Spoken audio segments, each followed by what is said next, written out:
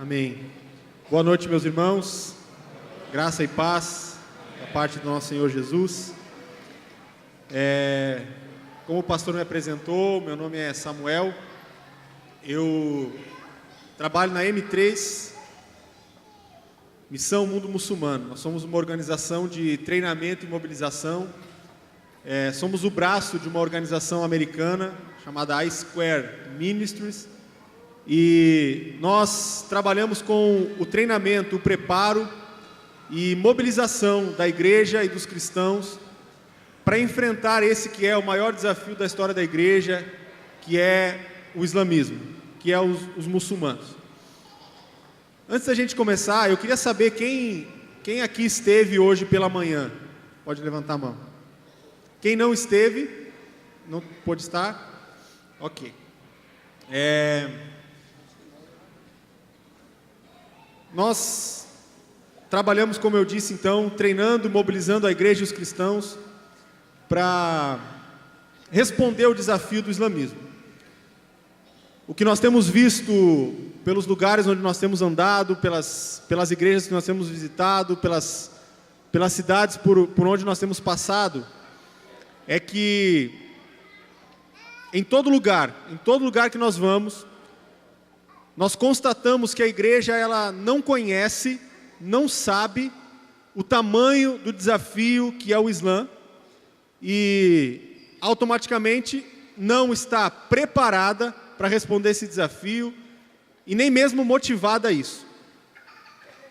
Como resultado dessa omissão, talvez pela falta de informação, o Islã é a religião que mais cresce no mundo.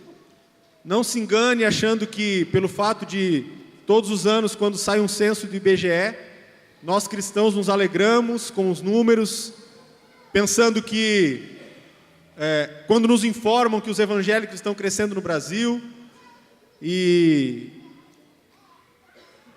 as estimativas são bastante empolgantes, porque dizem que até 2020 ou 2022... metade da população brasileira será evangélica e nós nos alegramos com isso e nós achamos que estamos fazendo muito bem o nosso papel. Nos acomodamos diante desses números, mas nós não sabemos que a religião cristã não é a religião que mais cresce no mundo. A religião que mais cresce no mundo hoje é o islamismo. 1 bilhão e 600 milhões de muçulmanos existem hoje no mundo. E o Islã só é a segunda maior religião do mundo, porque quando se conta o cristianismo, se conta todas as vertentes do cristianismo juntas. Mas se nós formos fazer uma divisão entre católicos e evangélicos, por exemplo, o que para nós é uma divisão muito clara, tanto que você evangeliza católicos, ou provavelmente você já foi um católico, isso para nós é uma divisão muito clara. Se nós dividirmos o cristianismo entre católicos e evangélicos, por exemplo, o Islã se torna a maior religião do mundo. E você ouviu, quem veio hoje pela manhã ouviu os desafios que nós temos para enfrentar. E diante do que nós vamos falar hoje, eu vou retomar algumas informações para aqueles irmãos que não puderam estar, para que você entenda o tamanho do desafio. Porém, eu queria começar lendo com vocês um versículo que está lá em 1 Coríntios, no capítulo 9, no verso 16.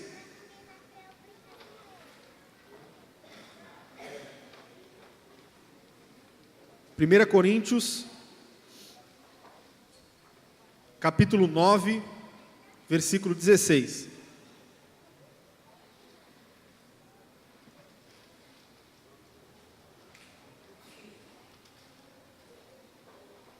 Amém? Vamos ler?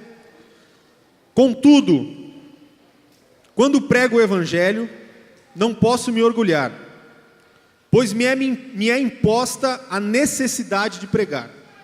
Ai de mim, se não pregar o evangelho.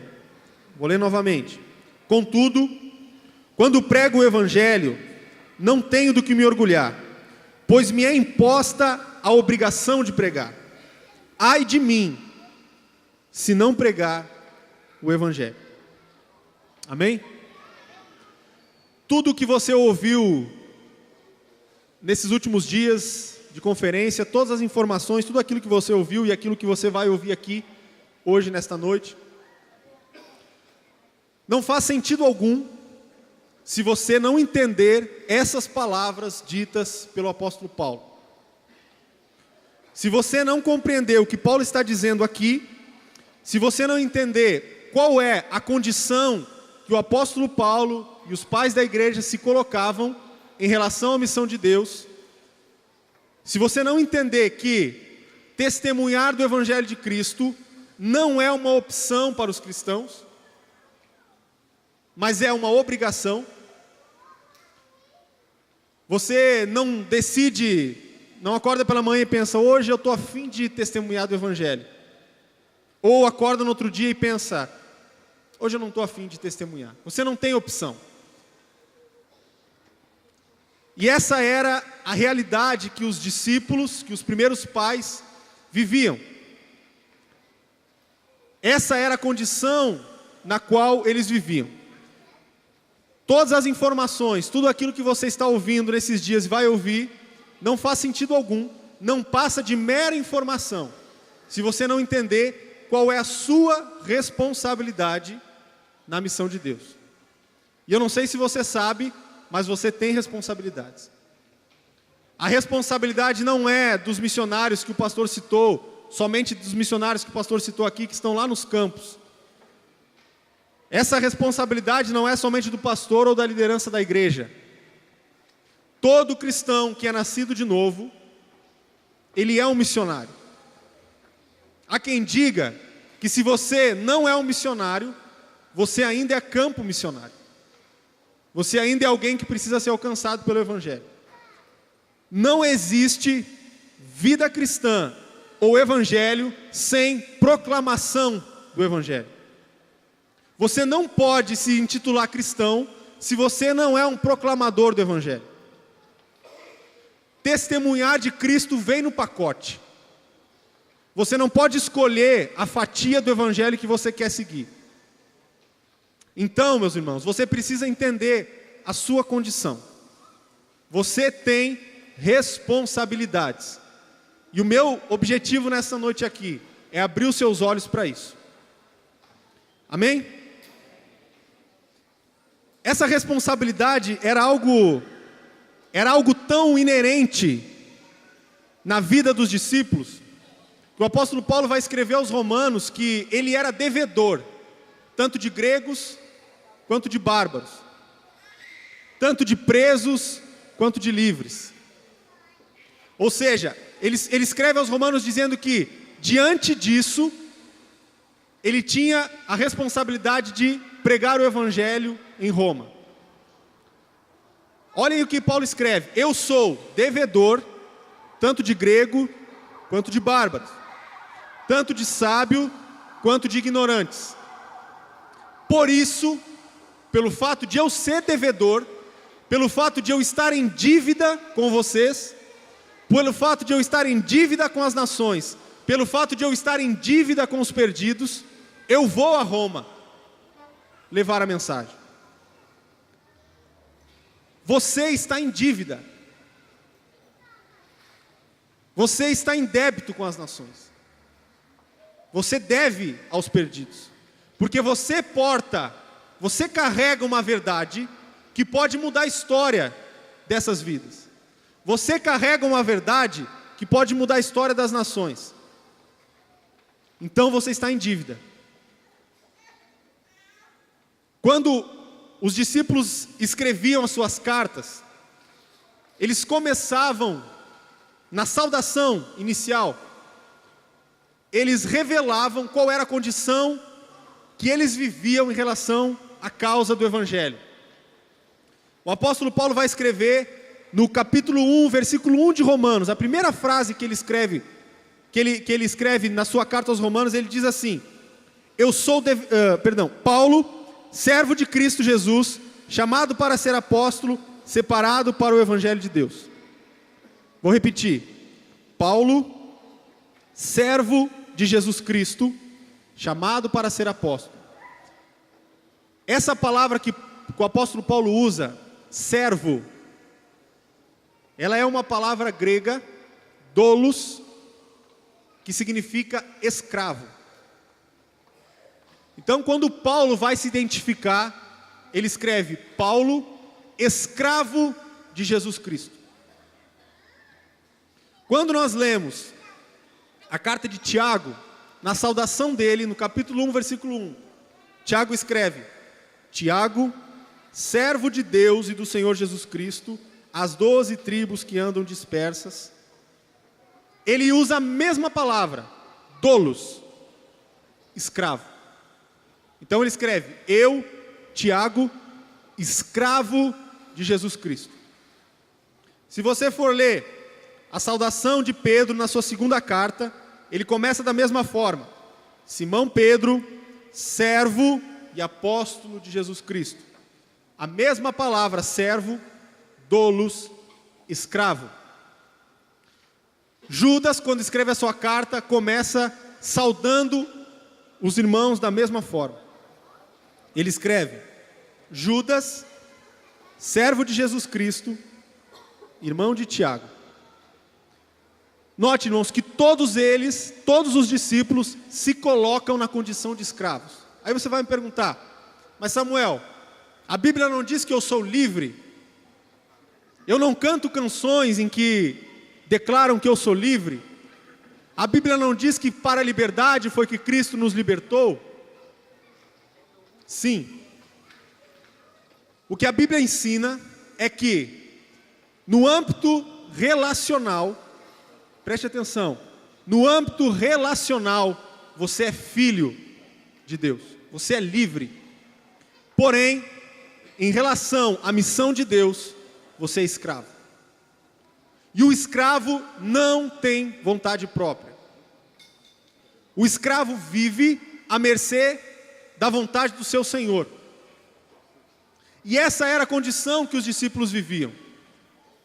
E eles fizeram da missão de Deus e da causa do Evangelho a prioridade das suas vidas. Nós precisamos entender isso, irmãos. Nós precisamos entender o nosso papel em tudo isso. Porque senão, tudo que nós temos falado nesses dias, tudo que você tem ouvido nesses dias de conferência, não passa de mera informação.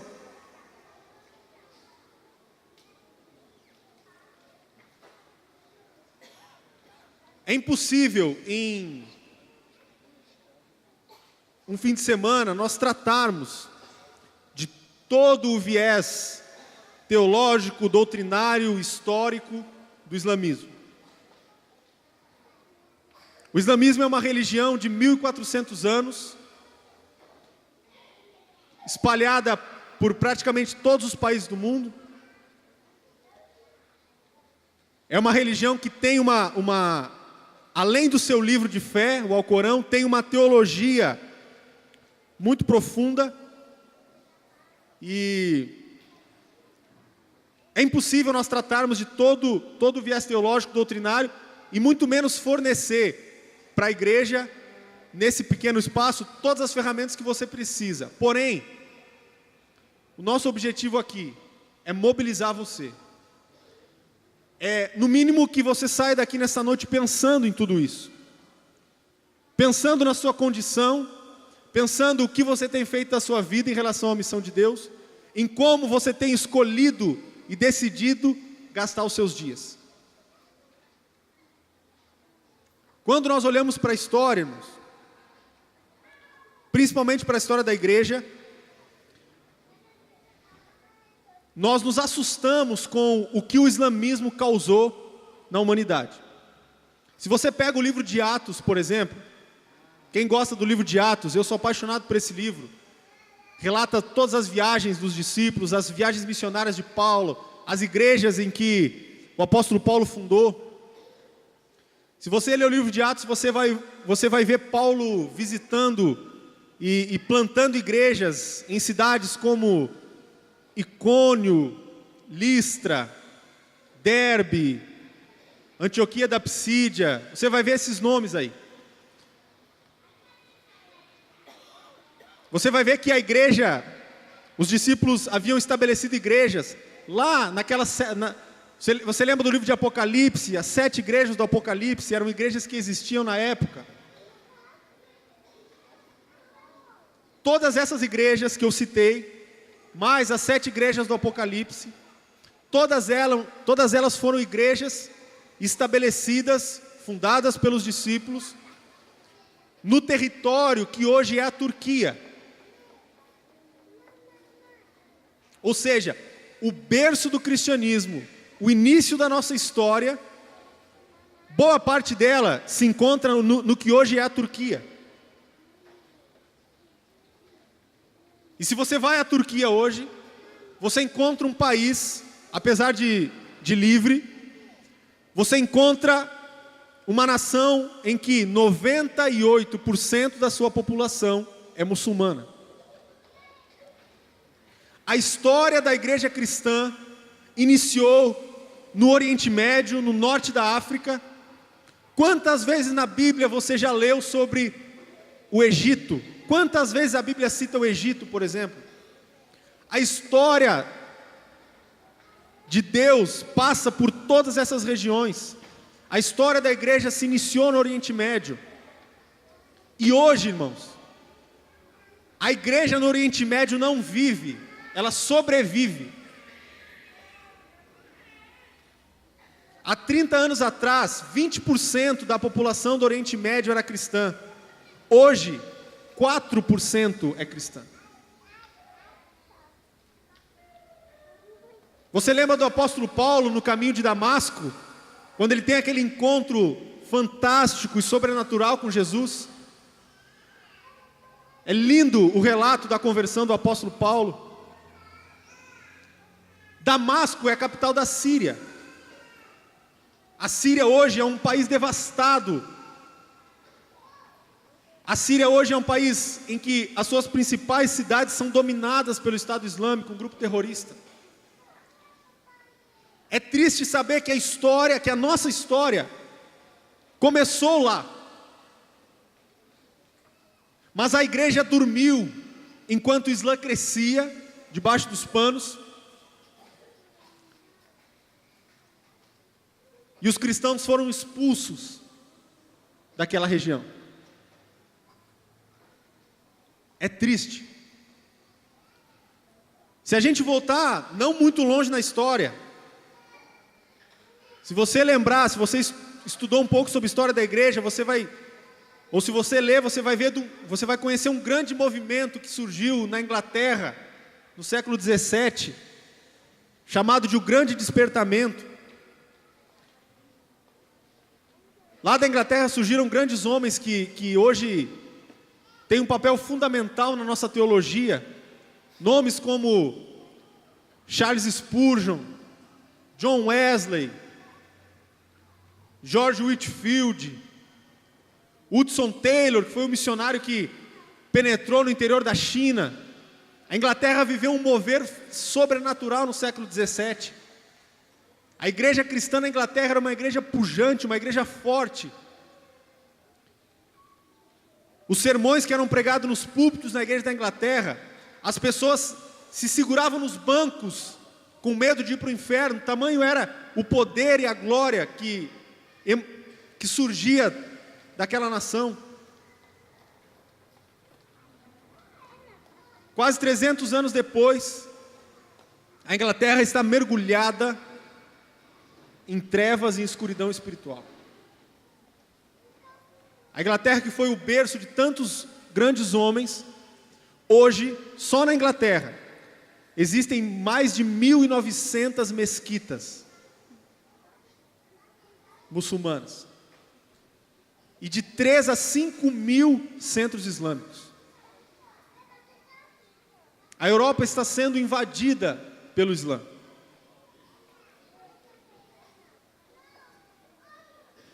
E aí você pensa, Samuel, mas isso é uma realidade muito distante da minha. Eu estou aqui no Brasil, o Brasil é cheio de igrejas, está tudo tranquilo.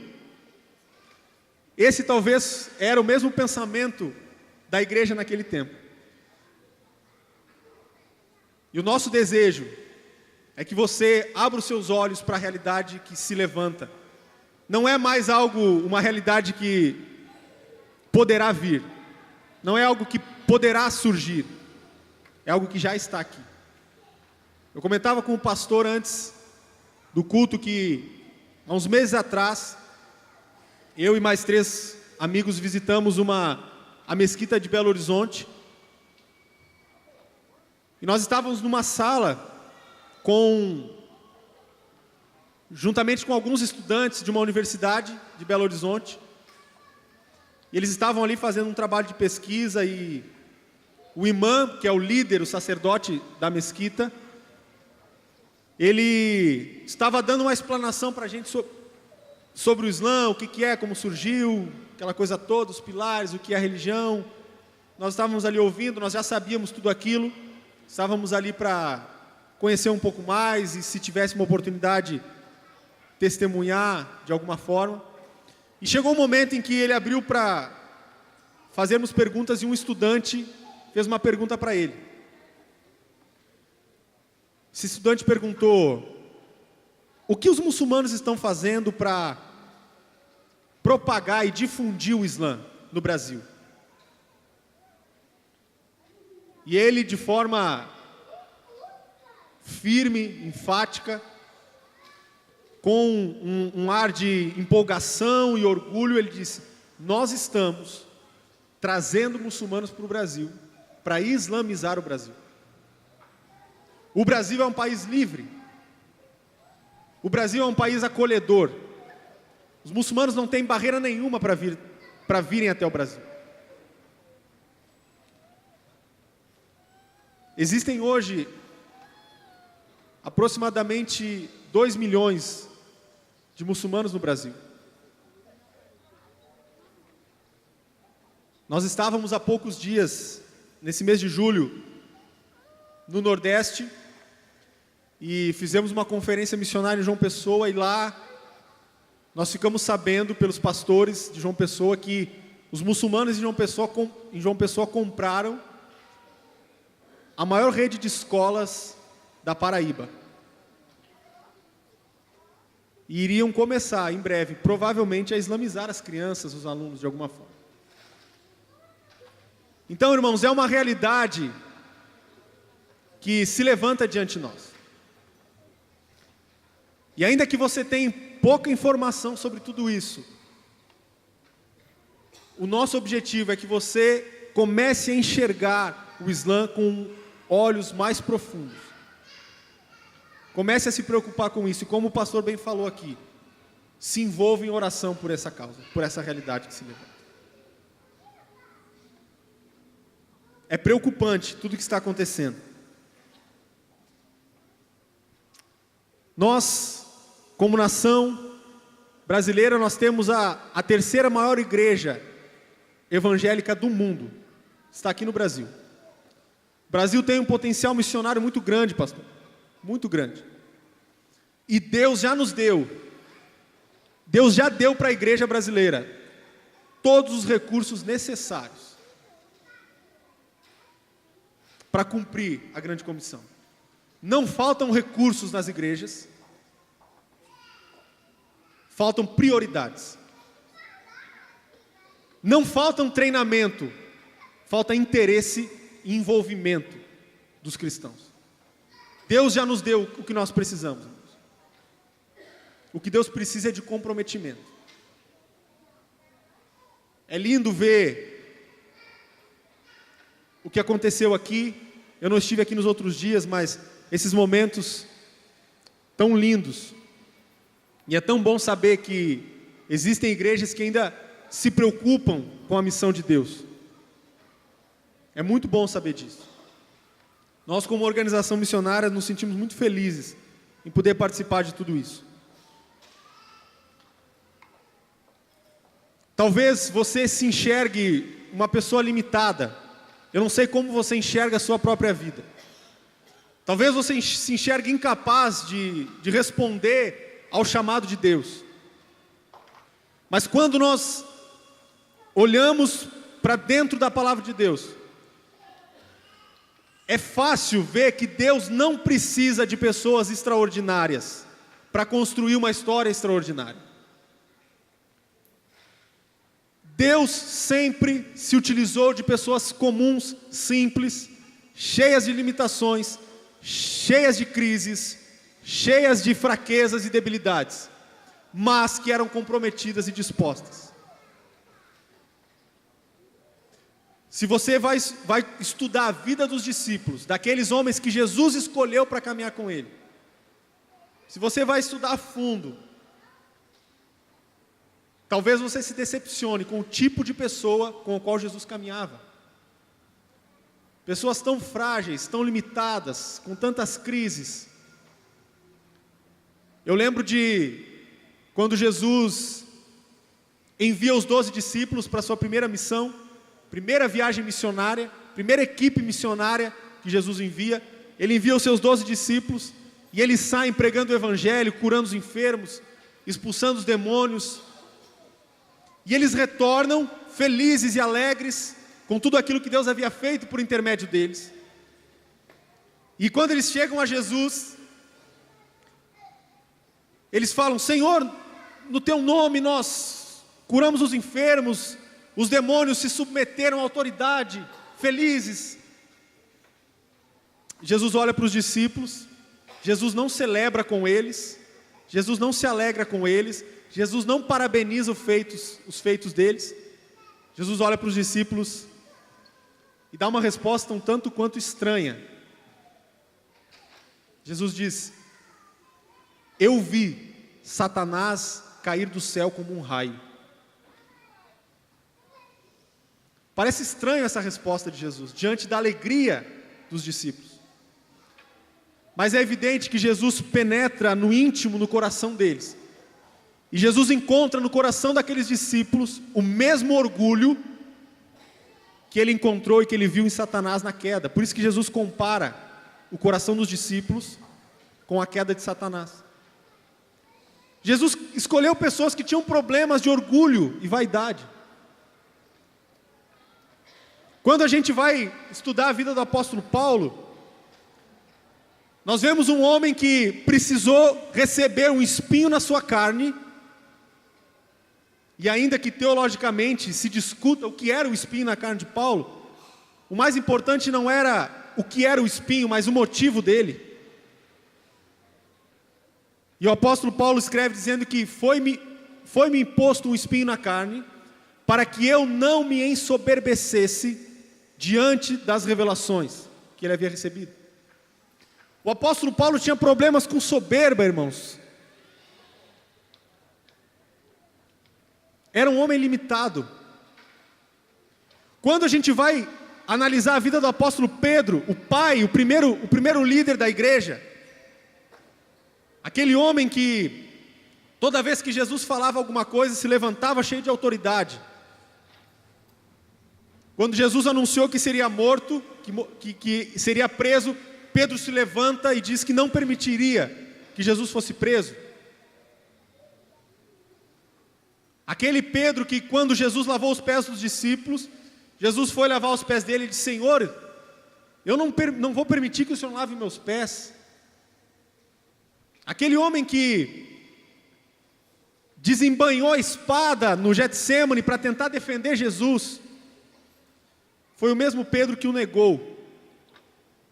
Foi o mesmo Pedro, irmãos, que lá no livro de Gálatas teve um sério problema com Paulo. Paulo chama o apóstolo Pedro de hipócrita. Até onde eu sei, hipocrisia é problema de caráter. Pedro tinha problema de caráter. João Batista, aquele que preparou o caminho do Senhor, o primo de Jesus, o homem que, cheio de autoridade, viu Jesus chegando perto do Jordão e disse: eis o Cordeiro de Deus que tira o pecado do mundo.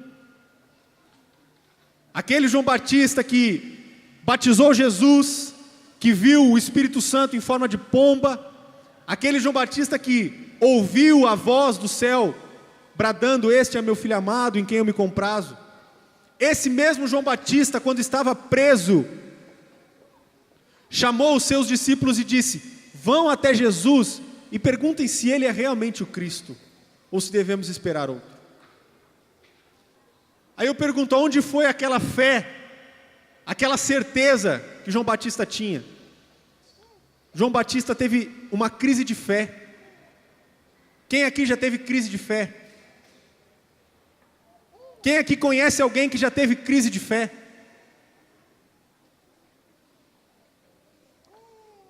Eu estou falando isso, meus irmãos, para encorajar você, para dizer que a única coisa que fez com que esses homens todos que eu citei transtornassem o mundo, como diz lá em Atos, foi o comprometimento, foi o envolvimento que eles tinham com a causa de Deus. Eu não conheço as suas limitações, as suas crises, mas eu sei que Deus pode escrever uma história extraordinária na sua missão, através da sua vida. Só depende da sua disposição e do seu comprometimento. E eu quero te dizer, não faltam incentivos para você. Você tem um pastor com visão missionária, você tem uma igreja com visão missionária, o que mais falta? Falta comprometimento. Entenda que quando nós falamos em missões, talvez você já ouviu isso, nós não falamos necessariamente daquele missionário que vai para um outro país. Você pode usar os seus dons, os seus talentos, a sua vocação, até mesmo a sua profissão, para que Jesus Cristo seja conhecido. O que nós precisamos é de comprometimento, é de envolvimento com a causa. Era isso que os discípulos tinham. Esse era o diferencial deles.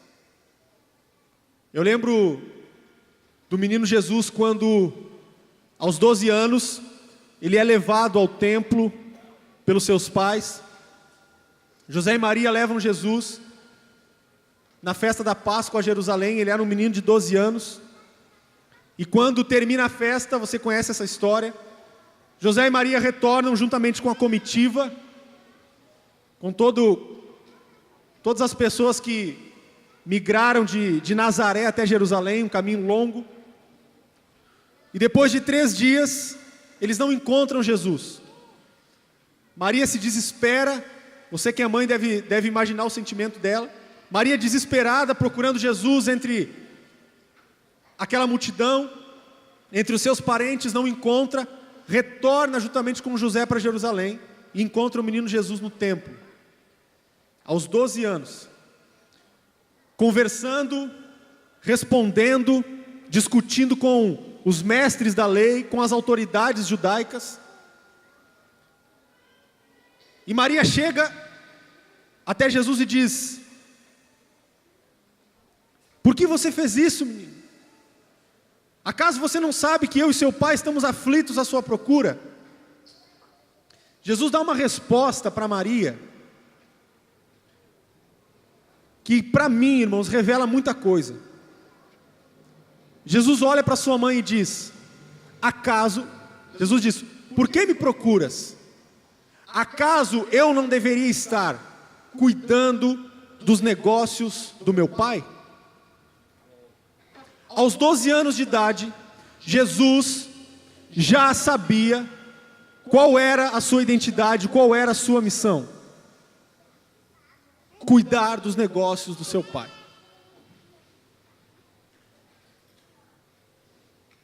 Jesus não criou raízes nessa terra. As raízes dele, estavam no reino dos céus. Quando nós vamos seguindo nos evangelhos e nas cartas, nas epístolas, nós vamos ver os discípulos de Jesus dando declarações parecidas, mostrando o comprometimento deles com a causa. O apóstolo Paulo escreve aos Filipenses que a nossa pátria não está aqui, a nossa pátria está nos céus. E por ele saber que ele não pertencia a este mundo, ele fez da missão de Deus a prioridade da sua vida.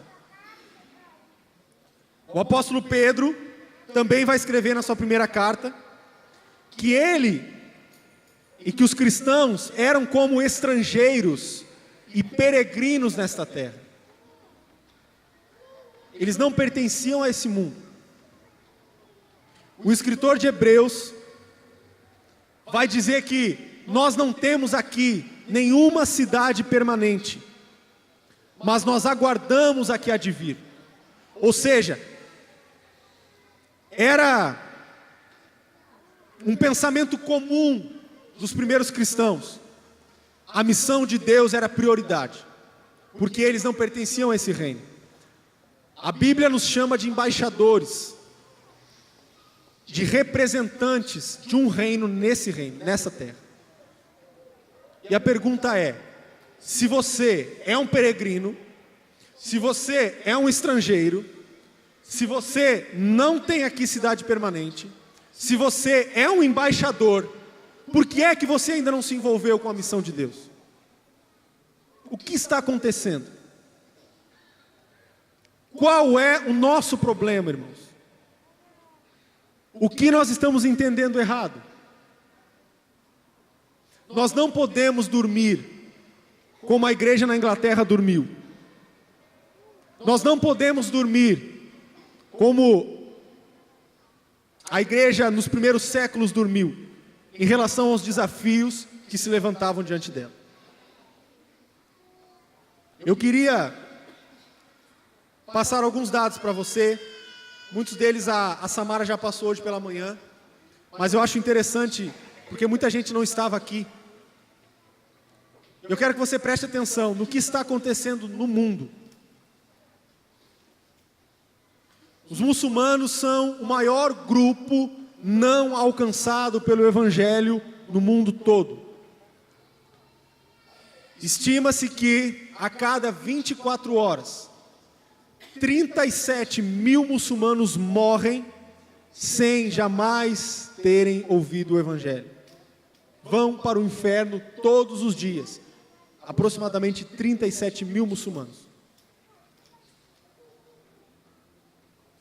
Existem hoje no mundo 1 bilhão e 600 milhões de muçulmanos. Os muçulmanos são maioria em 57 nações da terra.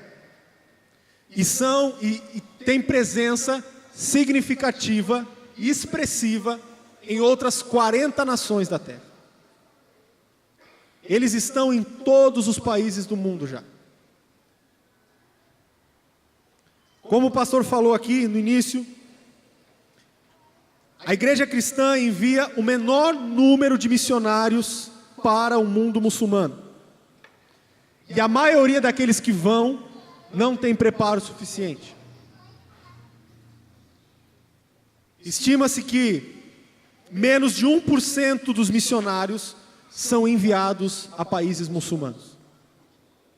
98% dos obreiros cristãos estão em países cristianizados. Existe um missionário cristão para cada 420 mil muçulmanos. É um número assustador. É impressionante. Se você pensa que Islã é negócio lá do Oriente Médio, do Iraque, da Arábia Saudita, que é lá que os muçulmanos vivem, deixa eu te passar uma informação. Dos 4 maiores países muçulmanos, aliás, os 4 maiores países muçulmanos do mundo não estão no Oriente Médio. Não estão lá naquela região árida. A Indonésia é um país asiático, Paquistão, Índia e Bangladesh. Nenhum desses países se encontra no Oriente Médio. Se você pensa que muçulmano é tudo árabe, você está mais uma vez enganado.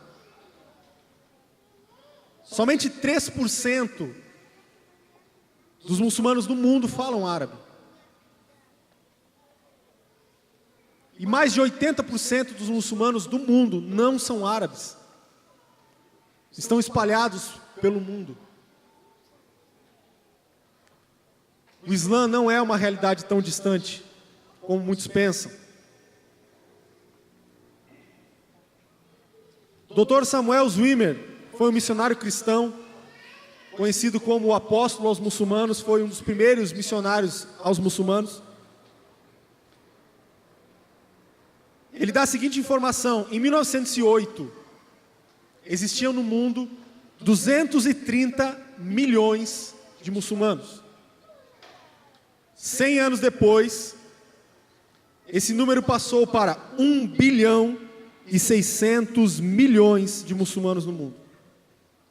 7 vezes mais em 100 anos. O Islã cresceu 7 vezes em 100 anos. E continua crescendo. Continua se espalhando.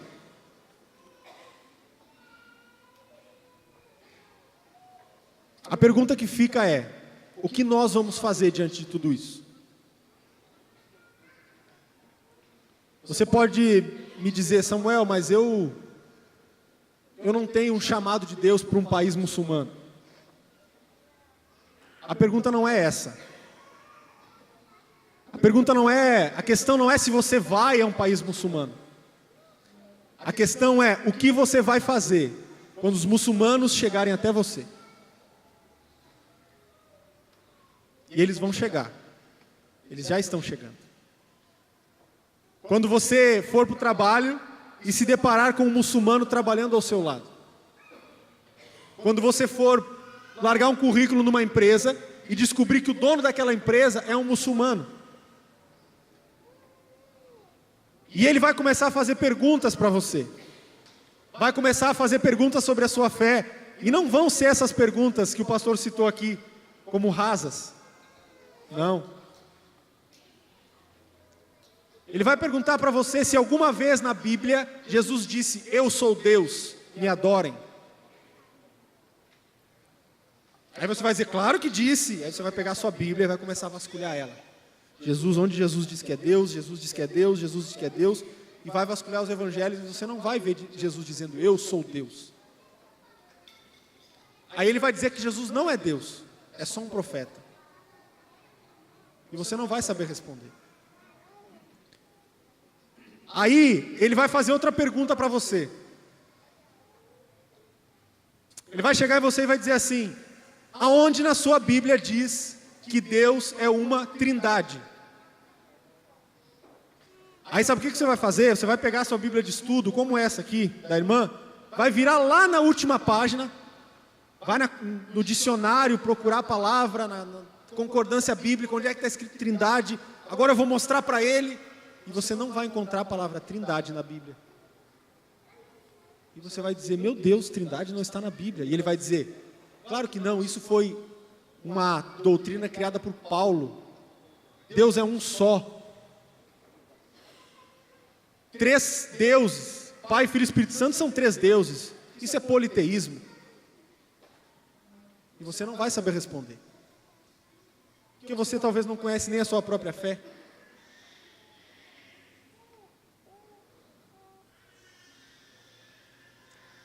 São alguns dos questionamentos que virão sobre você quando os muçulmanos chegarem.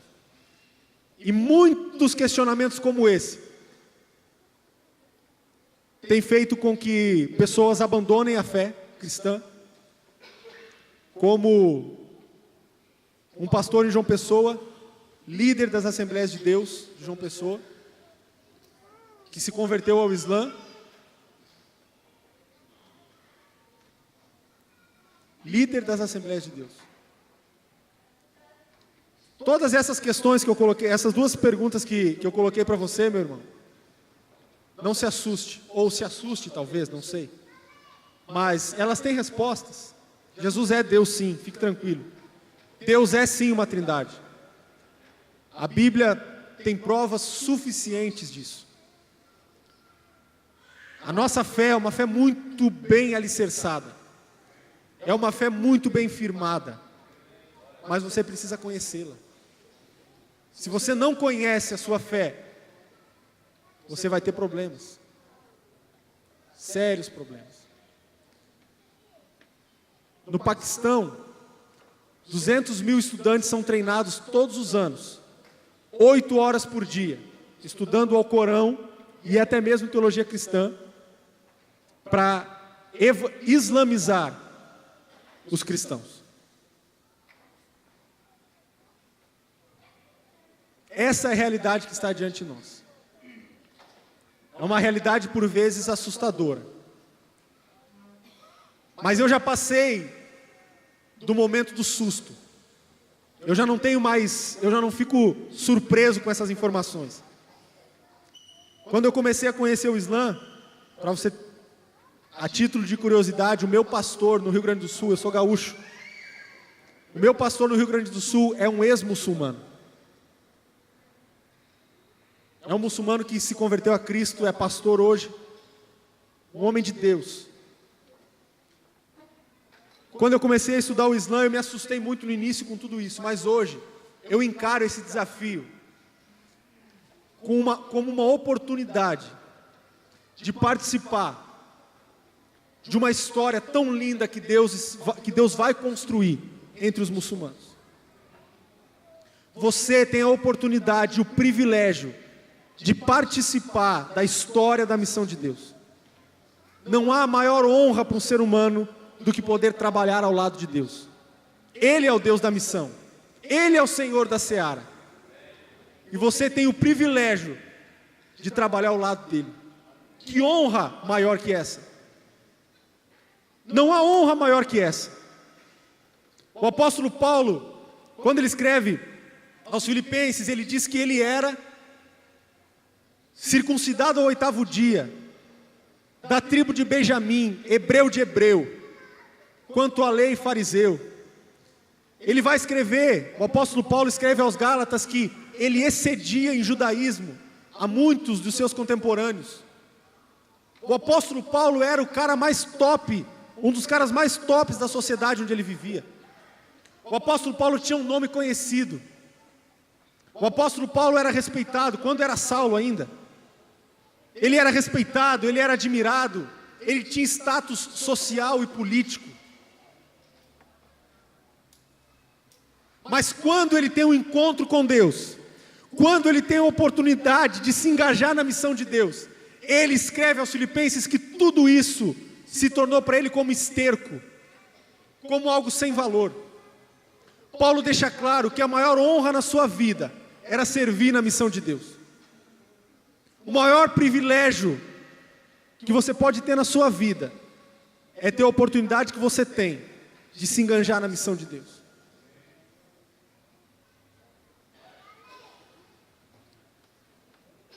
O meu desejo nessa noite, meu irmão, é te encorajar. É fazer talvez você pensar diferente de tudo que você já pensou. E eu queria fazer um convite para você. Eu queria orar com você.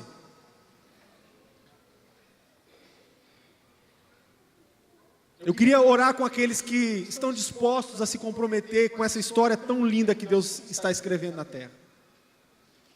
Apesar de todos esses números assustadores, nos últimos 30 anos, mais muçulmanos se converteram a Cristo do que os outros 1.370 anos de história do islamismo.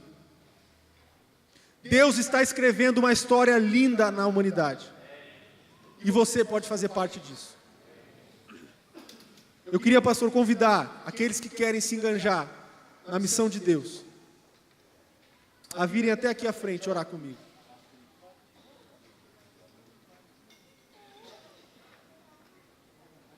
A gente sempre costuma falar que nós não queremos apelar para o emocionalismo de ninguém. Você pode ficar sentado, não tem problema algum. Não venha movido por um emocionalismo, mas por um sentimento verdadeiro, de compromisso. O Maisel, que é o diretor da M3, ele fala algo que eu acho interessante. Quando a gente vem à frente, orar, se comprometer e se entregar pela causa de Deus, Deus costuma ouvir essas orações.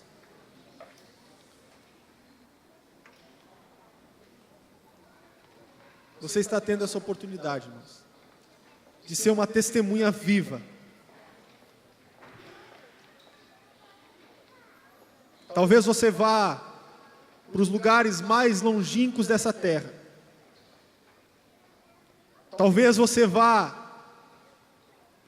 ser uma testemunha de Cristo aqui em Betim. Talvez você vá ser uma testemunha de Cristo lá nos quilombolas, entre os ribeirinhos, entre os mais pobres entre os pobres, entre os mais ricos entre os ricos, entre os sertanejos, entre os ciganos. Talvez você vai ser uma testemunha viva na sua faculdade, alguém que reflita o Evangelho de Jesus, e você vai fazer parte dessa história tão linda que Deus está escrevendo. Senhor, em nome de Jesus, eu quero pedir que o Senhor olhe para cada um que veio aqui à frente. Eu quero orar e pedir que o Senhor os cobre, que o Senhor fale com eles, que o Senhor os incomode, Senhor, que o Senhor não os deixe dormir tranquilos diante da realidade desse mundo. Deus, eu oro para que o Senhor desperte aqui os vocacionados, aqueles, meu Deus, que algum dia se sentiram chamados pelo Senhor, mas foram engolidos por esse mundo, criaram raízes nesta terra, estão se alimentando do que esse mundo oferece. Pai, em nome de Jesus, arranque essas raízes nesta noite, plante essas raízes na eternidade, Senhor.